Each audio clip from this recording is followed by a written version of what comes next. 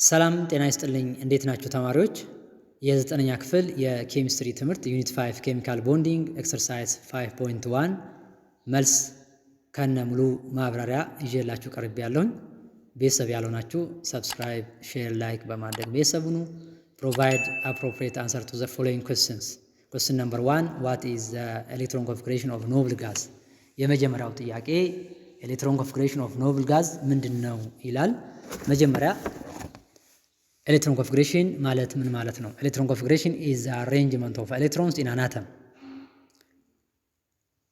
When we write the electron configuration of noble gas, the number of electrons in the valence shell is 8 except helium.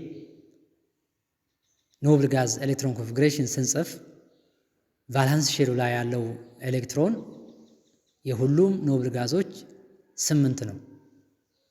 ማን ሲቀር? ሂሊየም ሲቀር። ኤግዛምፕል ኖብል ጋዝ ሂሊየም፣ ኒዮን፣ አርገን፣ ክሪፕተን አቶሚክ ነምበራቸው የሂሊየም 2 ነው። ኤሌክትሮን ኮንፊግሬሽን ቤዝድ ኦን ኢነርጂ ሌቨል ስንጽፍ 2 እንጽፋለን። ኒዮን አቶሚክ ነምበሩ 10 ነው። ቤዝድ ኦን ኢነርጂ ሌቨል ኤሌክትሮን ኮንፊግሬሽን ስንጽፍ 2 ይሆናል። ቫላንስ ሼሉ ላይ 8 ኤሌክትሮን ይኖረውታል። አርገን ልክ እንደዚሁ።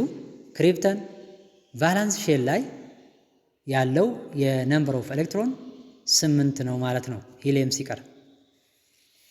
ኩዌስችን ነምበር 2 why is the noble gas electron configuration important? ኖብል ጋዝ ኤሌክትሮን ኮንፊግሬሽን ለምን ይጠቅማል ይላል። ኖብል ጋዝ ኢን ኔቸር ስቴብል ናቸው።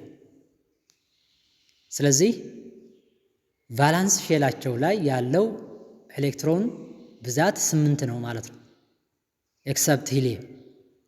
ስለዚህ it is important to determine the stability of an atom.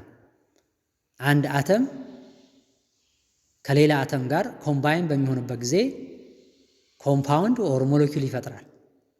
በዚህን ጊዜ ስቴብል ይሆናል ማለት ነው። ስለዚህ ስቴቢሊቲን ኦፍ አን አተም ዲተርማይን ለማድረግ ለመግለጽ ይጠቅማል ማለት ነው። ኩዌስችን ነምበር 3 ዲፋይን ኦክቴት ሩል። ኦክቴት ሩልን ዲፋይን አድርጉ ነው የሚለው። ሶስተኛ ጥያቄ ኦክቴት ሩል ስቴትስ ዛት አተምስ ቴንድ ቱ ጌይን ሉዝ ኦር ሼር ኤሌክትሮንስ አንቲል ዜር አር 8 ኤሌክትሮንስ ኢን ዜር ቫላንስ ሼል። ኦክቴት ሩል ማለት አንድ አተም ኤሌክትሮን ይሰጣል፣ ይቀበላል፣ ሼር ኦር ይጋራል አንቲል 8 ኤሌክትሮን እስከሚሆን ድረስ ቫላንስ ሼሉ ላይ። ይሄ ኦክቴት ሩል ይባላል። ኩዌስችን ነምበር 4 ዱ ሞስት ኤሌመንትስ ፎሎ ዘ ኦክቴት ሩል። አራተኛ አብዛኛው ኤሌመንቶች ኦክቴት ሩልን ያሟላሉ ይላል። ሞስት ኤሌመንትስ ፎሎ ኦክቴት ሩል፣ አብዛኛው ኤሌመንቶች ኦክቴት ሩልን ያሟላሉ። ነገር ግን ኦል ካለ ግን ያፈርሰዋል።